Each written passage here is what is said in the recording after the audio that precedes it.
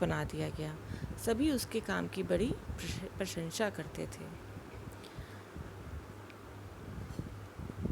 उन्हीं दिनों इंग्लैंड को एक युद्ध का सामना करना पड़ा। युद्ध में घायल सैनिकों को अस्पताल में लाया जाने लगा। गंभीर रूप में घायलों को स्कूटारी स्थित अस्पताल में लाया जाता था। उस अस्पताल में रोगियों की देखभाल की जिम्मेदारी सरकार ने फ्लोरेंस को सौंप दी। इस अस्पताल में रोगियों की सेवा और देखभाल का उचित प्रबंध नहीं था। फ्लोरेंस ने अपने प्रयत्नों से रोगियों को ज़रूरी सुविधाएं उपलब्ध कराईं। वह दिन रात रोगियों की सेवा में जुट गई थी। बच्चों, एक नर्स संस्थान का फ्लोरेंस को अध्यक्ष बना दिया गया और उसकी काम की वहाँ पे बहुत लोग प्रशंसा करते थे। फिर एक दिन इंग्लैंड में युद्ध हुआ। युद्ध में कई सैनिक घायल हो गए और उन लोग की देखभाल करने की जिम्मेदारी फ्लोरेंस को सौंपी गई।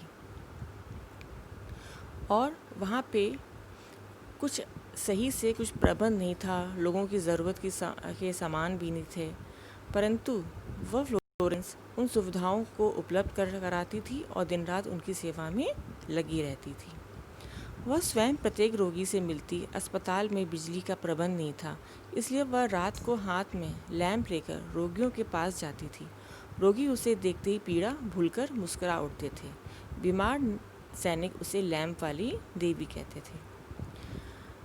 बच्चों, फ्लोरेंस इतनी अच्छी थी दिल की कि वह प्रत्येक रोगी से जाकर मिलती, उनका हालचाल लेती और उनको जो भी ज़रूरत होती उसको वो उपलब्ध कराती और रोगियों का सेवा करती। रात हो चाहे जैसी भी स्थिति हो, वह जाकर उनकी देखभाल करती और उनका हालचाल लेती। और जो बीमार थे वो भी उसको देखकर पीड़ा अपनी भूल जाते थे। सैनिक भी उसे क्या कहते थे? लैंप वाली देवी। युद्ध में घायल सभी सैनिकों को अस्पताल में लाना कठिन होता था, इसलिए उनकी देखभाल सैनिक शिविरों में की जाती थी। इन शिविरों में चिकित्सा प्रबंध न के बराबर थे। फ्लोरेंस नाइटिंगेल स्वयं लड़ाई के मैदान में गई। वहाँ उसने शिविरों में सैनिकों की चिकित्सा का उचित प्रबंध किया। बच्चों, वहाँ पे अस्पताल हर जगह नहीं उपलब्ध कराया जाता था, इसलिए शिविर लगाए जाते थे, उसी को अस्पताल के रूप में बदला जाता था।